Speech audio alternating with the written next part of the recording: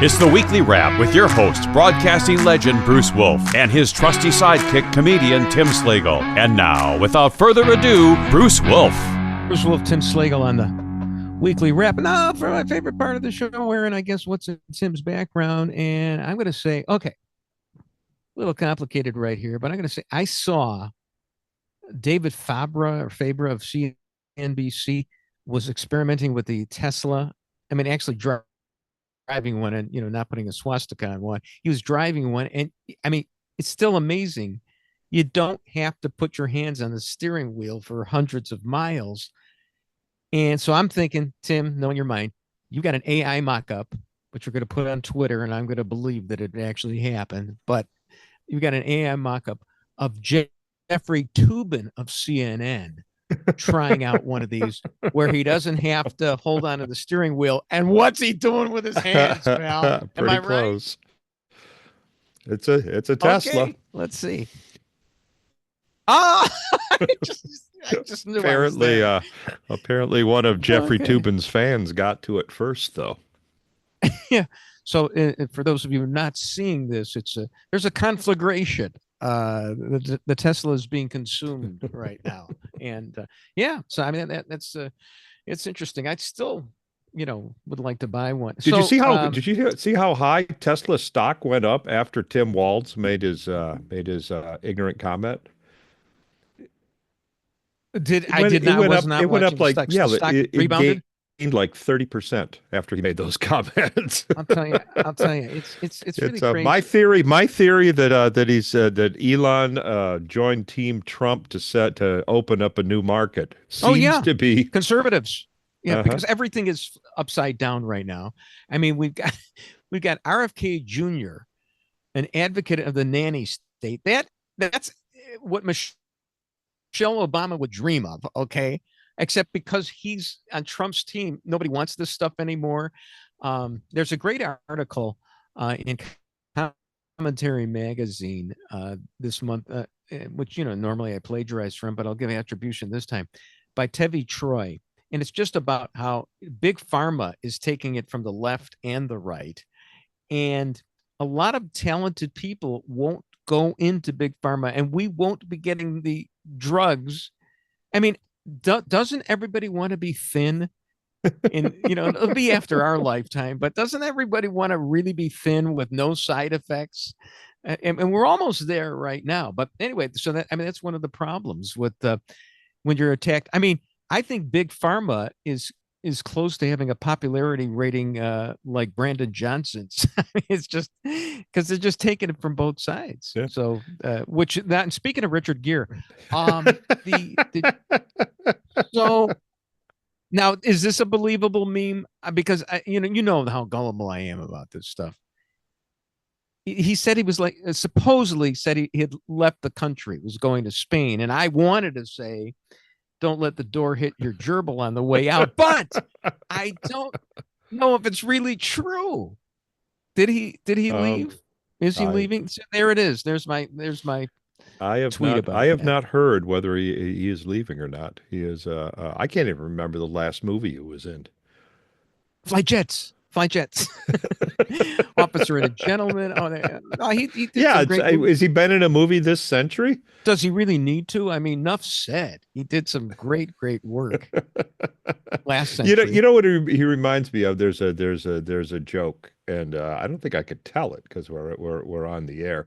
Yeah. But it's basically a Scotsman, and he's talking. He says, "I built a bridge, and do they call me Gregor the bridge builder? I did all these wonderful things he did, and that he isn't known for." And he goes, but one goat." That's it. Sure. No, really. And I think that's pretty much Richard Gere. That's all. No matter what he's done, anytime his name comes up, it's a habit trail. Look, I had 18 and a half good years at Fox 32 in Chicago. You key one car at the auto show, and it's like, come on. Oh, that's right. You promised us that story last week.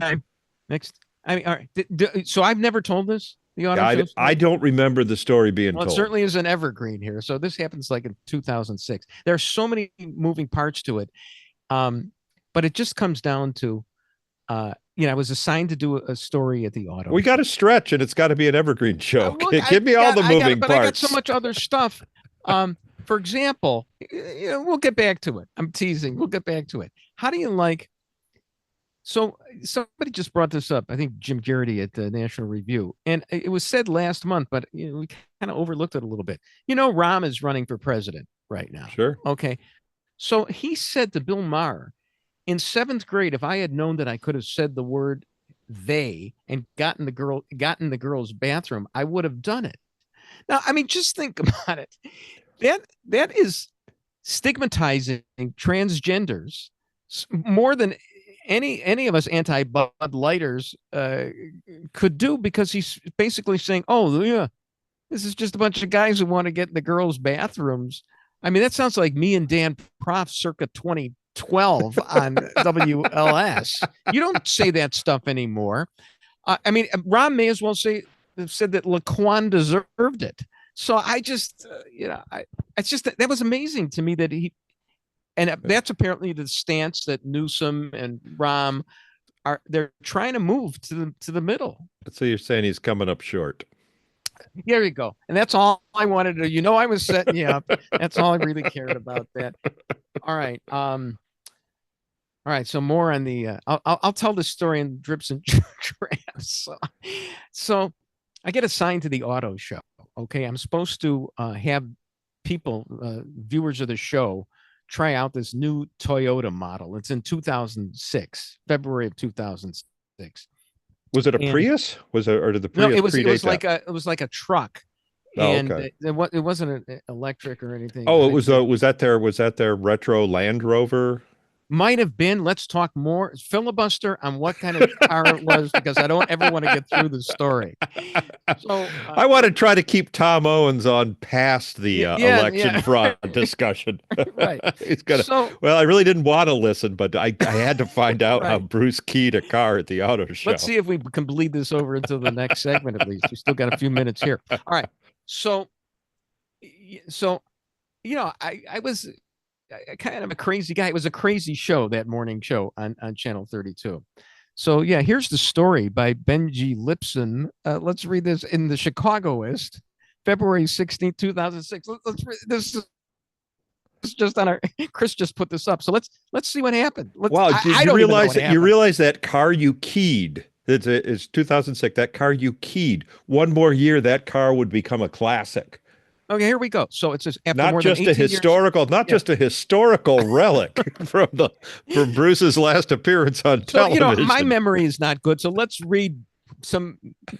I'm sure competent journalist named Benji Lipson in the Chicagoist, dated February 16th, 2006. After more than 18 years at the station, Fox 32 dismissed sportscaster Bruce Wolf this week. Neither the station nor Wolf would comment on the details concerning the dismissal. Typical media guy. I always wanted to get people to open up and tell their secrets. And then when it comes down to me, it's like, no, none of your business. I mean, seriously, I should be lamb. So you've been gone now one more year than you were there. I'm sorry, what? You've been gone now one more year than you were there. Because you were there for 18 years, and this was 19 years ago. Why don't you just tell me, Tim? Why don't you just tell me, how far are we from the TV show 1923? Is that longer than they were from the Civil War? And are there any spoiler alerts you want me to avoid here? Have you? I did not watch Sunday's episode, so, okay. So you can't. All right. I can't tell me if the rabies shot didn't work. No, I won't even tell you whether they showed her navel anymore. Of course, Tim and I have dwelled quite a bit on the navel of one of the stars of 1923, because we recognize that navel from Landman as well. It's pretty darn good. They show that navel a lot in Landman. You've got to come up for reasons to show it into 1923. So I don't know if it's been shown again. I tell you, if I was Michelle Randolph, I'd put a glass eye in that thing. Just her third eye in her navel. Imagine having that. Yeah, that viewpoint. Kind of look like a bearded cyclops. No, but look what you could see, and you could close your eyes, and then guess, you could be like, a magician, because if you bared your navel, of course it'd still have to be covered up, because then people could see the navel. I got to think this through, but somehow Penn and Teller could use this woman if she had a glass eye in her navel. No, at a real eye. And by the way, Big Pharma someday will be able to make a third eye for your navel if you have an innie. And but maybe it won't happen because they're being attacked both left and right. Isn't that one of the experiments that Elon's working on right now? Is that he wants to be able to make the blind see? Is that his Neuralink company? I'm so gullible. No, his Neuralink company. That's what he's doing. Yeah, he's figuring place. Have you ever heard of what happens to people who have been blind, like maybe since they're very young, and then they get their sight back because you can do it somehow through surgery? What it's like for them if they get their sight back years later? You'd think, oh wow, what a revelation! I love it. No, what I read was like they can't take it. Of course not. It's so tough to reorient. You can't even handle it, and it's kind of like a metaphor for what I think heaven, if it exists, will be like, because it'll be something that'll be so brilliant, so blinding to us. Like Zeus was so radiant coming down that he had to put himself in the form of a swan to impregnate Europa. That's pretty optimistic there, Bruce. I think of a blind person got his sight. All of a sudden, all he could think would be, "Man, is my wife ugly." I had no idea. Well, Tim Slagle on the Weekly Wrap.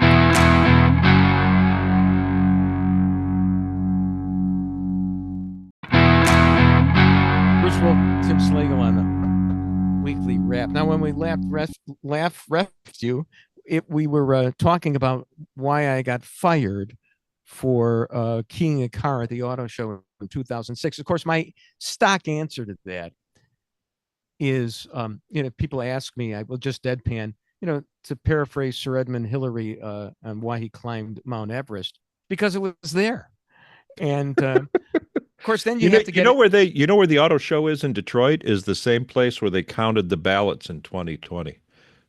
Oh boy! So you're saying that I should have gone to Detroit and really messed up the whole place. So we're reading from the story that was written in 2006, contemporaneous to the firing, in the Chicagoist by Benji Lipsman. Thanks to him, I've never gotten a chance to thank him. And I think we were in paragraph 2 of this story. Just Chris, how many paragraphs is this? You're kind of reading your obituary, aren't you? It's great. It's wonderful. So no, you know what? I used to liken myself to Bruce Willis in the movie 12th Monkey. No, where he saw dead people. Oh, okay. Which one was that? I can't remember. Wow, I can't remember. Yeah, drawing a blank. Come on, Chris. It was M. Night Shyamalan's only. Yeah, right. I interviewed Sixth Sense. Okay, I interviewed M. Night Shyamalan on the radio once. I think Dan and I both interviewed him because he had an idea how to revolutionize the educational system in the United States. And I think it's finally going to come to fruition with Linda McMahon. but this was years ago. And, so he was like a regular guy. It was this genius filmmaker. Because, he had a couple of really great movies. And, he's just trying to push this education solution. So Mamet was like that too. I had David Mamet on a couple of times, and he was like, he loved being on WLS because he grew up listening to it. It's David freaking Mamet you're talking to, but it's it's about issues of the day. And I still haven't seen Glenn Ross. Have you seen it? Have you? Yes, I have. Yeah, well worth it. Is it really? Is it great? Yeah, it's one of those. It's one of those. Like it's one of those. Of it. Yeah, it's one of those films. It's like The Godfather. That you could write a Bible with, because all the quotes in it is coffees for closers and stuff like that.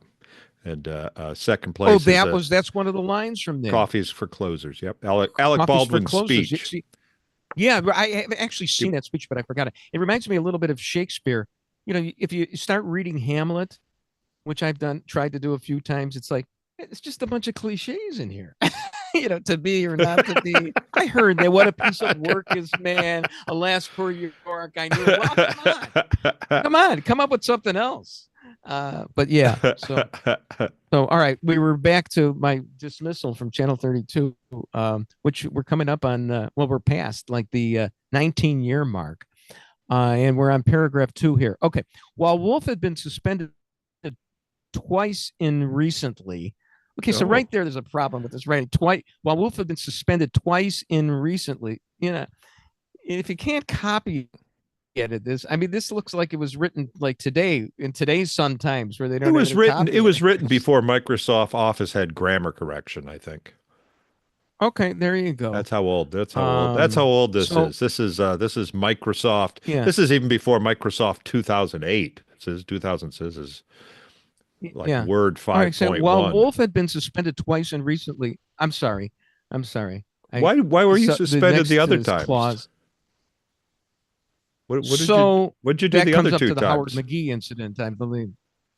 Howard McGee incident. Well, this is wrong because I was actually suspended once before. But yeah, I mean, again, the facts are stupid things.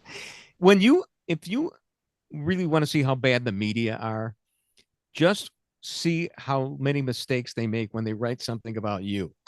Okay, because they just don't get all the facts right. And they could be minor ones, but pretty soon it adds up to something major. Because I've been suspended only once before. I was suspended right before this, so it really was 2 suspensions. But okay, all right. But what was the first? It makes it sound like it was my 3rd one. Excuse me. The first suspension. The first suspension, I think we get to because I think Chris mentioned Howard McGee, and that was the first suspension. But that was like months earlier. Let's put it this way. I'd been there 18 years, had a perfect record, and then 2 suspensions within months of each other. Wow. And actually, technically, I wasn't fired because they tried to fire me, but I took them to arbitration and I won. It was I was an attorney for a long time, still an attorney. My finest courtroom moment as a witness for myself. Wow. And, I was really good. But anyway. Wow, that sounds like it could be a movie. Yeah, witness for myself. It's the attorney who had a fool for a client himself. But no, I actually had. But you won. I had a great lawyer. I won. I won it. In retrospect, I wish I had settled, and with a proviso that they hire me back if things didn't work out at Channel 5. Didn't think about that. I was riding on my high horse. Stupid me. You thought the other networks are saying he's exactly the kind of guy we're looking for. So then the next sentence, the next clause is, some think it was ultimately a financial decision. Yeah, I think that may, in the background have been that, but I don't give them that much credit for thinking that things through. With his contract, you were making that much money for renewal this. Yeah, with his contract up for renewal this summer, the station likely wanted to replace him with lower priced talent. I mean, that's possible. It's possible but there's so much else going on. There were personality conflicts. The news director was a village idiot. I mean, so it's. Who'd they replace you with? And he probably knew that I thought he was. They've never really replaced me. Of course they couldn't. I mean, come on. Yeah, I'm trying to remember who got the job in the morning. I don't even know if they even had sports after that in the morning. Oh, wow. They had a guy. So you not only did did you knock yourself out, you knocked off 1/4 of the newscast. Yeah. All right, look, this story, I mean, it's interesting enough, but I think it needs to be taken in, be done episodically. Come on, we know it should be done Taylor Sheridan wise. Not going to tell you what happened in 1923, but this week. Chris, is there anything I can say to Chris just to, whet his appetite? Not that he needs it anymore, but because it was fun. Did you see it, Chris, or no? Yes, I did. Yeah, I mean, I can take off the headphones. No, yeah. All right, take the headphones off for a second. Okay, wave me back. All right. So, hey, how about Winnetka's finest, Chris? Winnetka's finest ends up dead. Yeah. They think it's an adventure to go through the mountains and then. Well, and the whole thing is this. What do you? I mean, I know you have to have the willing suspension of disbelief, but what idiot would think that they could traverse that? And then, of course, you have the foreshadowing. I'd take that train from Sheridan if I were you. Well, if the woman tells them, what I don't get, if the woman tells them there's no gas stations and you're going to run out of gas, why did she not? I don't know. Did Maybe Alex they felt not that they tell? could. Maybe they felt that they could fuel it with some of the booze that they had with them. They were, right. A lot of stuff didn't make sense, but hey, kudos to our little Native American. Oh, see, so now you take the Native American side, even though she butchered those nuns. I'll tell you, the Catholics really take it on the chin here. Notice the only good law person, really good one, is the female. And you know where she's from? What show she was on? Do you know what show? She did look familiar. I don't know. All right, we'll bring Tim back. Come on, Tim. And you don't think Robert Patrick? Bring him back. Wave him back in. Tim, come back in. All right. Yeah, but you don't think that Robert Patrick is the sheriff is a good? Hey. We're not going to give any secrets away. It might be a while because Bosch Legacy just started, so that's where we went. That's where we started watching that too. It's great. All right, so just one little thing about 1923, which will not be a spoiler. The the female sheriff Marshall. There's a female sheriff. Marshall. Yep. Marshall, the female Marshall. Do you know who that is? You know who that is? No. Have we seen her belly button before? Well, you've seen it. We've never seen her belly button before, but she was kind of a sexy figure in another show for long standing. You have no idea. Chris, no idea. You don't have any idea? No. Did you ever watch Dexter? No. Oh, well, it's Dexter's sister. Oh, wow. It's Dexter's sister. Well, I'll just talk to myself. Maybe I'll just key my own car right now. Not a very good Marshall if she's married to a serial killer for 8 seasons. doesn't figure it out. She didn't notice it at all. Okay. All right. What do you think? Let's see. I want to keep this timeless. Yeah. So Representative Luna, accent on the lunatic. I know you love conspiracies. She went for one that NBC was hiding some footage. Oh yeah, the the Nix tape. Was that right? The Nix, or is it something else? Darnell or something? I'm trying to remember. But Tim, if anybody's going to believe the conspiracy, it's you.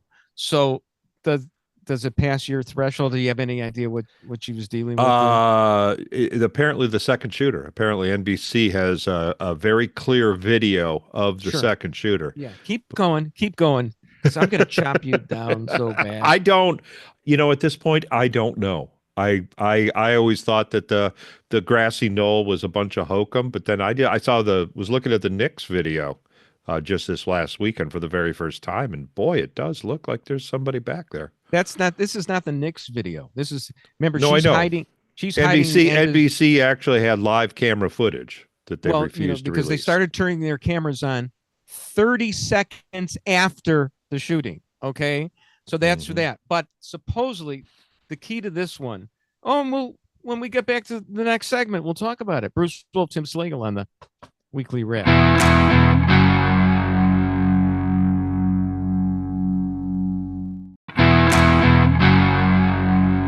Tim Slagle, no Bruce Wolf on the Weekly Wrap.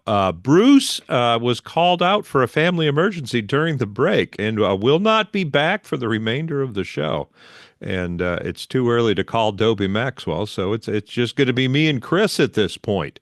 And for those of you who have hung on this long, hoping to hear how Bruce ended up keying a car and getting fired from Fox, I'm sorry. You're going to have to wait for another episode. And what we didn't hear, Tim, is that we never heard before is this crazy Howard McGee, the former WGCI disc jockey. He got suspended over a quote unquote controversy with him. And I don't think we've ever heard that story either of what happened with crazy Howard McGee. Yeah, I know. It's like it's like a weed that just keeps sprouting more shoots and cannot be pulled out of the lawn. It's like crabgrass at this point, but it sure allowed us to pad segment 1 and segment 2 of the show. So and now a I'm not 24 like going to complain. cliffhanger. So Well, so Tim, let's we were going to go to Wolf's World and Tim's Town eventually, but so let's just go to Tim's Town and have you chat about a couple tweets I pulled and a comment. And the first one, it's about why you were not on the show last week or recently, I Yep. should say. And it's you were up in Minnesota, and why don't you expound a little on that? Yeah, Minnesota Historical Society just published a book. It was authored by Patrick Strait called Home Club, Up and Comers and Comebacks, I think is the subtitle. It's about Acme Comedy Company, which is a club that's been in Minnesota for 33 years now. Maybe I think this will be 34 this year. And it went from a club hiring B headliners like myself to one of the most sought after clubs by headliners. It's in the country. Robin Williams has performed there. Louis C.K. is a regular there. Louis C.K. actually talked about it on The Tonight Show. Talks about the owner, how the owner ended up giving him way more money than he thought he was going to make. But that's a story for another day. Minnesota Historical Society did a book on the history of the club, and I have been going there twice a year for 33 years. So I have actually lived a year in Minnesota in my career. And because I've been there so long and because I pulled so many stunts, I am an entire chapter of the book. I am chapter 6, which our listeners, if you wanna read my chapter, you can go to my website, timslagle.com/6 SIX. That's and you can. The author allowed me to excerpt the chapter. It's a kind of a biography of my early years and the stunts I pulled and the trouble I got into in Minnesota. So it's an interesting read. It's even a more interesting book. But it was released last week, had a big party. Some of the comics that have performed at the club over the years. I don't know. Chad Daniels. Do you know who that is, Chris? I do not. Yeah, he's relatively famous. Probably the most famous person that was on the show. The people who were really famous couldn't make it back or were not alive to do so. And they showed up and we were interviewed by the author. The owner was there on stage, and I think they're going to release it as a series of podcasts over the next few weeks, so we can keep up on that. It was a really funny show, and Chad Daniels and Cy Amundsen, two comics that have a podcast of their own, made the jokes I do about Rahm Emanuel appear totally vanilla and politically correct. They were, because the owner. Oh, I probably should have mentioned this. The owner of Acme Comedy Company is Chinese. Well, from Hong Kong, actually. He's from Hong Kong, not China. He demands that people make that distinction. That's it. I was going to say most Hong Kongians do not want to be affiliated with China.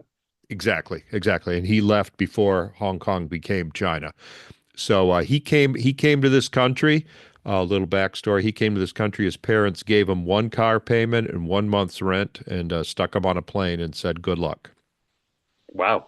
And he came to this country with that and did not speak English. He learned English by going to comedy clubs. He was just a fan of comedy. How did he open a comedy club? It seems like a strange. Yeah, for an immigrant. Well, you have to read the book. Oh, good tease. It's to make a long story short, he started working at a Chinese restaurant, and his girlfriend was taking him out to see comedy shows, and he talked the owner of the restaurant into bringing comedy in, and that was the start. Now, as a fan of comedy, especially a couple Bostonian comedians like Nick DiPaolo, they always talk about a famous comedy club in Boston that was also a Chinese restaurant. Is that a common thing? The Chinese restaurants always looking I to don't. make an extra buck or something after the Uh, after hours, or yeah, well, besides pizza, it's the only thing you can get carry out too. So, and they're open on Christmas. So, because they know there's a group of people that have nothing to do on Christmas because everything's closed. So, I have a question for you because we know you always depart once a year from this show to go up to Minnesota for your yearly sabbatical of comedy hijinks. How did that get started, and what exactly is it? If you can tell us. oh, okay, yeah. Every we actually have it on the calendar. It's called Crash and Burn. This will be the 14th year I'm doing this at Acme Comedy Company. It's an idea I kind of came up with as a way to inspire comics to write. What it came from was at the 30th anniversary party of Acme Comedy. There was a lot of talk that Robin Williams had been there, and the owner really enjoyed watching Robin Williams. He was working on his last HBO special, and he came in and did a week there working on the Crash and or not the Crash and Burn, but his comedy special. And the owner said it was just fascinating to watch a professional write a bit over the course of a week, write a routine over the course of the week. And I said, well, why don't we do that here? Why don't I invite three other comics, and the four of us will spend a week working on 20 minutes apiece. And it'll be, your standard hour and a half show, but we'll start out Tuesday night with stuff that has never been done on stage. And hopefully the four of us can get those 20-minute routines hashed into an actual comedy routine by Saturday. And we've been doing that every year now for 14 years. This will be the 14th year. October 21st through 25th will be Crash and Burn 14. Still working on the acts that will be joining me, but mark your calendar, and if you're anywhere near Acme Comedy Company for that week, it'll be a lot of fun. Very cool. So how many years have you been doing that? 14. This will be the 14th year I've been doing. Yeah, I actually might invite a comic who hasn't been doing comedy as long as I've been doing Crash and Burn. So when you say Robin Williams was there, and this was birthed from that idea, Robin Williams was skirting through town there 15, 16 years ago, or was this? No, he actually sought out. He actually asked a couple comics that he respected what is the best place to work on a new routine, and they said Acme Comedy Company in Minnesota. So he actually contacted the owner Lewis and said, I'd like to come to your club, and Lewis was like, yeah. Yeah. So very cool. All right. I have a couple Tim's Towns for you. These are tweets, posts that you make, and you either have a question about them, think the joke is worth a second laugh, or I don't know what the third thing is. But let's take a look at one, and for those who might have missed them. Yes. So this was from a short while back. Kamala Harris just signed with CAA, which can only mean Warner Brothers is planning to make Joker 3. Solid joke. It's what? It's a solid joke. What? Yeah. What in the world is CAA gonna? I guess the Obama signed with an agency as well and ended up with a massive Netflix contract. Is this all just to get a contract with somebody somewhere and get paid off? Yeah, it's favors repaid. I'm pretty sure. I mean, this stuff always goes on. There's book deals, or it's both. I don't know who Joe Biden signed with, but both Joe and Kamala have agents now, which I could have probably extended that joke because that they're doing the Joker meets The Walking Dead. Very funny. Let's do another one here. This one goes a little further back, Super Bowl time. I'm reserving judgment of the halftime show until I can see a written transcript. Do you not understand rap music, Tim?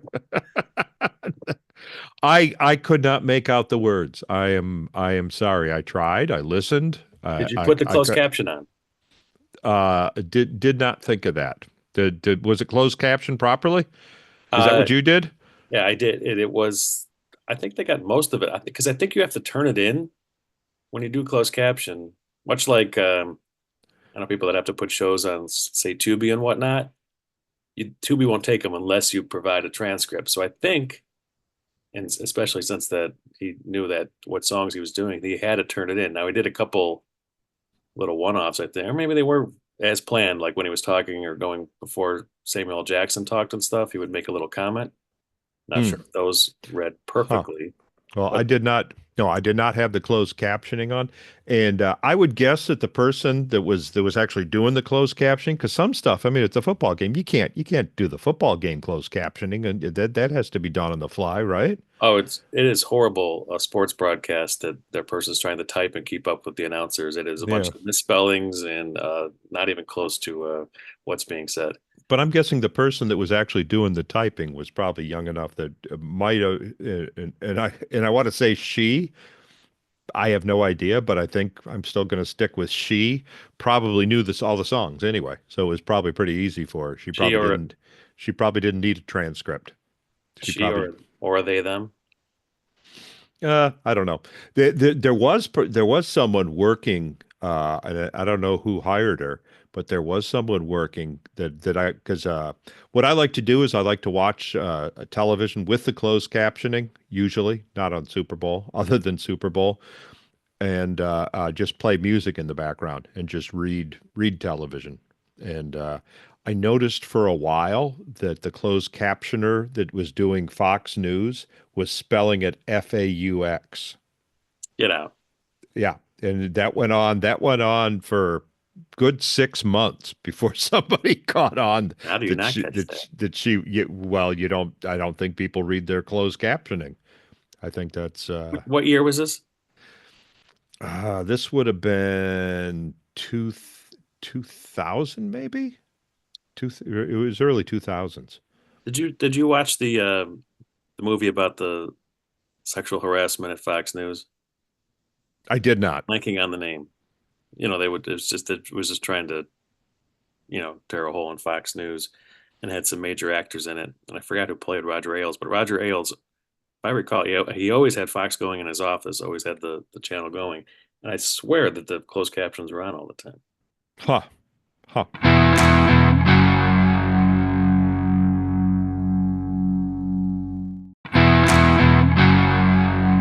It's Tim Slagle sans Bruce Wolf on the weekly wrap. Bruce had to take off mid-show for a family emergency, so we're not going to hear anything more about how he keyed the car. You're going to have to tune in next week for that. Oh, look, insurrections built a guillotine and are threatened to cut off the president's head. I wonder if ABC News tonight will run footage of this for the next 4 years like they did with the guns. I never saw this. I don't know where. Well, apparently it was a tweet that I saw it. Maybe it got buried. Maybe the algorithm buried it. Maybe it disappeared because it was encouraging violence. But someone did a tweet. Apparently, but they do that all the time. That guillotine has been. Occupy probably owns that. I think Occupy has a warehouse of protest props somewhere that they could pull that out of. But it looks more substantial than that weak guillotine that was only, what was it, 5 foot high? Because a woman went up and put her head in the or was it not? Was that the? No, that was a gallows that you're talking about. That was the January 6th gallows. That when it's photographed, when ABC World News Tonight does it, it's always from the ground looking up, and it just looks massive and imposing. And they always juxtapose that with a group of people chanting "Hang Mike Pence," which was going on way over on the other side of the mall. I mean, they weren't even together, but they juxtapose it in the video to make you think, oh, look, they were serious. But there's a picture I just love of a woman standing on that thing playing with a noose, and it's right at her waist level. Right. So so the only person you could hang on that is Robert Reich. Or Rahm Emanuel. Rahm Emanuel, Peter Dinklage. It just that it's not. And here's the thing that I always like to bring up is that if you have a gallows, if you're screaming "Hang Mike Pence," uh, certainly that would have warranted an arrest, don't you think? They never they never heard we never heard who that was screaming "Hang Mike Pence" or who built the gallows. Because I'm sure Secret Service was there too. They had security. I'd say, oh, what's that in your pants, sir? Oh, just a couple 2x6s and some rope. I mean, how did they get it out there and build it without some federal support? So, Oh, you never heard that story? I heard that story. What? Apparently, no, a truck rolled up, and like 8 people carried it over, went and got back in the truck and left. And they were all dressed in black with face masks. Someone said that was total Fed plant. They said the truck came, they pulled it over there.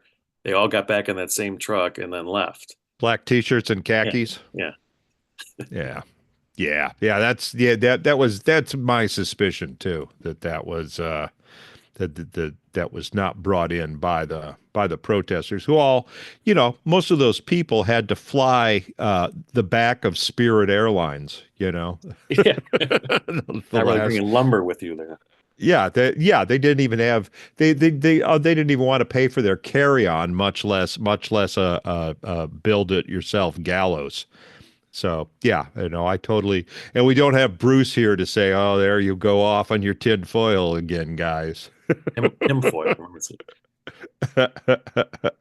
And the people that built the gallows, obviously not skilled craftsmen. If you recall, like the 2x4 on the top barely fit, and there was like a couple millimeters on each side where they had to kind of wedge it on. Like even if there was any pressure put on that, it would completely collapse. Just look at the top. Almost pulled an image, but the top of it was like these weren't craftsmen. These were a couple, just they trained Quantico people. All right, I got another one kind of on this theme. Going back to around election day, and that is, it's almost astounding how quickly the left went from saving democracy to loathing it, which would be, of course, that democracy it would be electing the President Trump, and then, oh my God, how could that happen? Yeah, I mean that's the way the left always is. They're always in favor of democracy unless it's something too important to put to a vote. I mean, until Roe v. Wade was overturned, there was no appetite to put abortion on the ballot anywhere. They didn't, because they were worried what would happen. That was something that was just too important for democracy. So that's the way it is. And they also nowadays is principle is more important than electric cars. It's how much greenhouse gas is emitted by one Tesla set on fire. So they turned on that one. Turned on that one pretty quickly as well. I mean, I always say, if you actually broke it down and knew the politics of the CEOs and owners of most of these companies, the left wouldn't buy anything from anybody. The majority of like major like McDonald's and whatnot, if you go to that level, outside of the ones that put policies in place to kind of keep things in their favor, let's say. But then even Starbucks has one chance. Oh, we're going to unionize. Nope, that ain't happening. One of the more left-leaning, they would have bathroom policies to allow the heroin addicts, and then all of a sudden, now you're scaring away customers. We have to change that. They want to play ball, I'd say, with the left. But if you actually knew their true politics, yeah, I was in the Delta Sky Lounge on the way out to Minneapolis, and they have a machine now that actually makes really good espresso and cappuccino, and it's the size of what a Zenith portable television would have been, and it's an entire encapsulated Starbucks. So I don't think we're that far away from Starbucks being just a giant vending machine. Does it have a Starbucks logo on it? It had Starbucks cups stacked on top. Huh. and it tasted like Starbucks. And it was the quality. It was just as good quality as a Starbucks, and it just a little self-contained unit sitting there on the counter. So those employees better behave themselves. Well, it's like McDonald's now. You can't go into McDonald's and not have a kiosk that you order at. Right, right. That's going to be a vending machine too. It's just going to be a big robot. You just punch in what you want, and it slides it out the chute. But back to what you were saying about the left not liking corporations. One of my favorite things that they post online is that the corporations and billionaires have ruined America. And I always point out, said the person on a platform owned by billionaires with a phone invented by billionaires over the internet created by billionaires. Correct. Sometimes, activism isn't an order of convenience. And then when you're paid to protest on top of it. There you go. All right, how much time we got? I got one more for you. Okay. Who is John Justice? Oh, John Justice is a morning host in Minneapolis. Is this a political show? Yeah, it's talk radio. It's their WLS, or they're probably more their answer than anything. How often do you go on there? I'm just curious. I didn't know that. I know you went on with the morning answer with Dan and Amy occasionally. Occasionally. And it's every time I'm in Minneapolis, I sit in with John, and that's it. You just wanted to know where that is, or? I was just curious because I did not know that you had an outpost in Minnesota as well. You're Mr. Minnesota. Yeah. That's Tom Emmer used to be one of the morning guys. Representative Tom Emmer. I actually got to meet because he was a co-host on that station. Oh, way back in the day. Interesting. And I think that's it. All right. Anything to plug? That's it. No. Like I said, if you want to read chapter 6 of the book, my chapter, it's timslagle.com/6. Other than that, I'm pretty sure we'll have Bruce Wolf back next week with Tim Slagle on the Weekly Wrap. And that's the Weekly Wrap on radio and television. Follow Bruce at Bruce Wolf Shy on Twitter and Tim at timslagle.com. The Weekly Wrap with Bruce Wolf, a CP Pods production.